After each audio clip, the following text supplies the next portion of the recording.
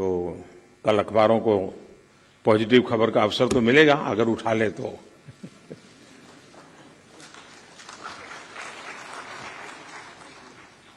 लेकिन उसके लिए बहुत इंतजार करना पड़ेगा। साथियों, एक बड़ी आबादी को न्यायिक प्रक्रिया से लेकर फैसलों तक को समझना मुश्किल होता है। हमें इस व्यवस्था को सरल और आम जनता के लिए ग्राह्य बनाने की जरूरत है। हमें कोर्ट्स में स्थानीय भाषाओं को प्रोत्साहन देने की जरूरत है। इससे देश के सामान्य नागरिकों का न्याय प्रणाली में भरोसा बढ़ेगा, वो उससे जुड़ा हुआ महसूस करेगा। अब इन समय हम एक कोशिश कर रहे हैं कि टेक्निकल एजुकेशन और मेडिकल एजुकेशन मातृभाषा में क्यों नहीं होना चाहिए। हमारे बच्चे जो बाहर जाते हैं दुनिया की वो भाषा कोशिश करते हैं पढ़ करके फिर मेडिकल कॉलेज की, तो हम हमारे देश में कर सकते हैं। और मुझे खुशी है कई राज्यों ने मातृभाषा में टेक्निकल एजुकेशन मेडिकल एजुकेशन के लिए कुछ इनिशिएटिव लिए हैं। तो आगे चल करके उसके कारण गांव का गरीब का बच्चा भी जो भाषा के कारण रुकावटें महसूस करता है उसके लिए सारे रास्ते खुल जाएंगे। और ये भी तो एक बड़ा न्याय है, ये भी एक सामाजिक न्याय है। सामाजिक न्याय के लिए न्यायपालिका के तराजू तक जाने की जरूरत नहीं होती है। सामाजिक न्याय के लिए कभी भाषा भी बहुत बड़ा कारण बन सकती है। साथियों, एक गंभीर विषय सामान्य आदमी के लिए कानून की पेचीदगियां भी है। 2015 में हमने करीब 1800 ऐसे कानूनों को चिन्हित किया था जो अप्रासंगिक हो चुके थे। इनमें से जो केंद्र के कानून थे, ऐसे 1450 कानूनों को 1450 कानूनों को हमने खत्म किया। लेकिन राज्यों की तरफ से केवल 75 कानून ही खत्म किए गए हैं। मैं आज सब आदरणीय मुख्यमंत्रीगण यहां बैठे हैं, मैं आपसे बहुत आग्रह करता हूं कि अपने राज्य के नागरिकों के अधिकारों के लिए, उनकी ईज ऑफ लिविंग के लिए आपके यहां भी ये कानूनों का इतना बड़ा जाल बना हुआ है, कालबाह्य कानूनों में लोग फंसे पड़े हैं, उन कानूनों को निरस्त करने की दिशा में आप कदम उठाइए। लोग बहुत आशीर्वाद देंगे जी। साथियों, न्यायिक सुधार केवल एक नीतिगत विषय या पॉलिसी मैटर ही नहीं है। देश में लंबित करोड़ों केसेस के लिए पॉलिसी से लेकर टेक्नोलॉजी तक हर संभव प्रयास देश में हो रहे हैं और हमने बार बार इसकी चर्चा भी की है। इस कॉन्फ्रेंस में भी आप सब एक्सपर्ट्स इस विषय पर विस्तार से बात करेंगे ही, ये मुझे पर विश्वास है। और मैं शायद बहुत लंबे अरसे तक इस मीटिंग में बैठा हुआ हूं। शायद जजीज को ऐसी मीटिंग में आने का जितना अवसर मिला होगा उससे ज्यादा मुझे मिला है, क्योंकि मैं कई वर्षों तक मुख्यमंत्री के रूप में इस कॉन्फ्रेंस में आता रहता था। अब यहां बैठना मौका आ गया है तो यहां से आता रहता हूं।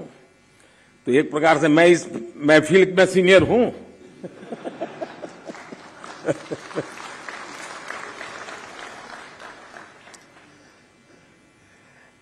साथियों, इस विषय में जब मैं बात कर रहा था तो मैं मानता हूं कि इन सारे कामों में मानवीय संवेदनाएं जुड़ी हुई है।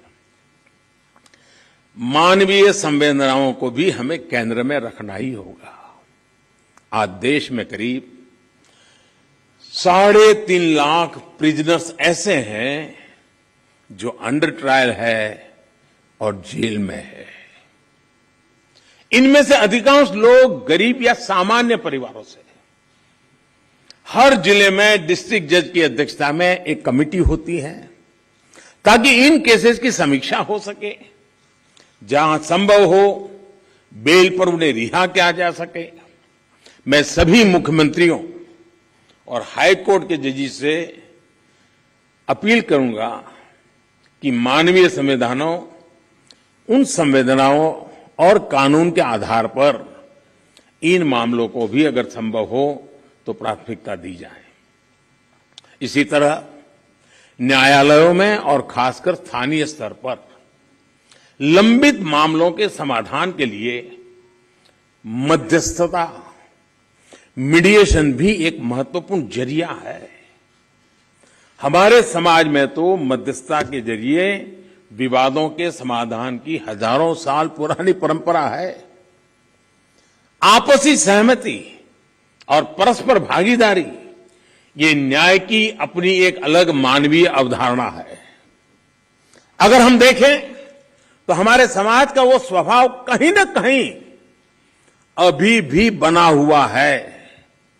हमने हमारी उन परंपराओं को खोया नहीं है। हमें इस लोकतांत्रिक व्यवस्था को मजबूत बनाने की जरूरत है। और जैसे चीफ साहब ने ललित जी की तारीफ की, मैं भी करना चाहूंगा। उन्होंने पूरे देश में भ्रमण किया, हर राज्य में गए इस काम के लिए, और सबसे बड़ी बात है कोरोना काल में गए। साथियों, मामलों का कम समय में समाधान भी होता है, न्यायालयों का बोझ भी कम होता है और सोशल फैब्रिक भी सुरक्षित रहता है। हमने इसी सोच के साथ संसद में मीडिएशन बिल को भी एक अम्ब्रेला लेजिस्लेशन के रूप में भी पेश किया है। अपनी रीच लीगल एक्सपर्टाइज के साथ हम मीडिएशन से सॉल्यूशन की विधा में ग्लोबल लीडर बन सकते हैं। हम पूरी दुनिया के सामने एक मॉडल पेश कर सकते हैं।